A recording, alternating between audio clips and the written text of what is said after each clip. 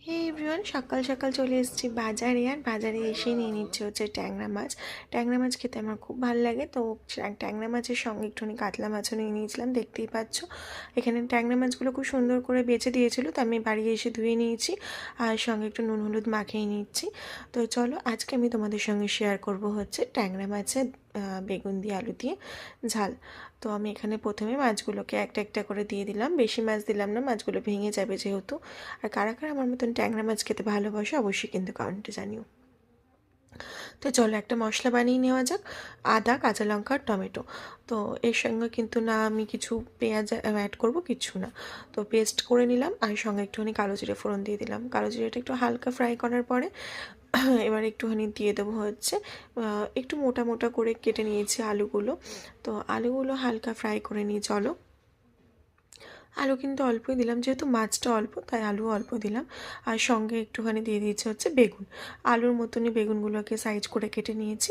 তো দেখতেই পাচ্ছ একটু হলুদ দিয়ে দিয়েছি।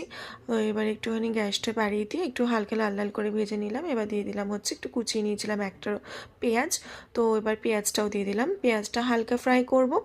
দেখো এখানে পেঁয়াজটা হালকা ফ্রাই করে নিচ্ছে আর সঙ্গে একটুখানি দিয়ে দিয়েছি হচ্ছে রসুন।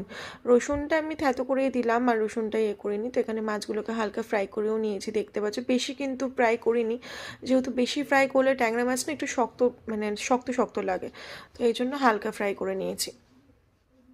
তো যাই হোক চলো এবার দিয়ে দেবো হচ্ছে রসুনটা থ্যাতো করা। তো এখানে রসুনটাও দিয়ে দিলাম। তো এখানে যে মশলাটা আমি পেস্ট করে নিয়েছিলাম ওই আদা, কাঁচা লঙ্কা আর টমেটো, এটা এবার দিয়ে দেবো।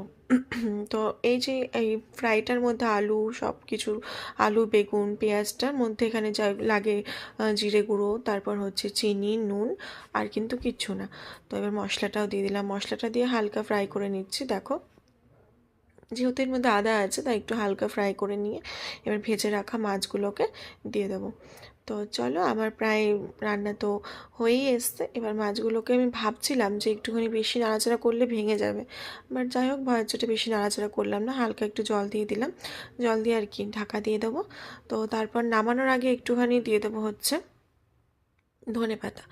তো মাছগুলো খুবই টেস্টি ছিল খেতে, যেহেতু কালো মানে কালো ট্যাংরাটা ছিল, দেশি ট্যাংরাটা। তো এই দেখো নামানোর আগে একটুখানি ধনেপাতাও দিয়ে দিলাম। আর ধনেপাতার ফ্লেভারটা কিন্তু শীতকালে যত যাই বলো যে কোনো তরকারিতে বেশ ভালো লাগে। তো আমার মতন কারা কারা এরকমভাবে ট্যাংরা মাছ রান্না করো সেটা কিন্তু অবশ্যই জানিও। আর যারা রান্না করো না আমার রেসিপিটা একবার ট্রাই করে দেখতে পারো, মন্দ লাগবে না। তো দেখেই বোঝা যাচ্ছে যে কতটাই এমনি এমনি হয়েছে খেতে। তো চলো আজকের ভিডিওটা এই অবধি ছিল। ভালো লাগলে একটা লাইক কমেন্ট শেয়ার করে দিই, চ্যানেলটিকে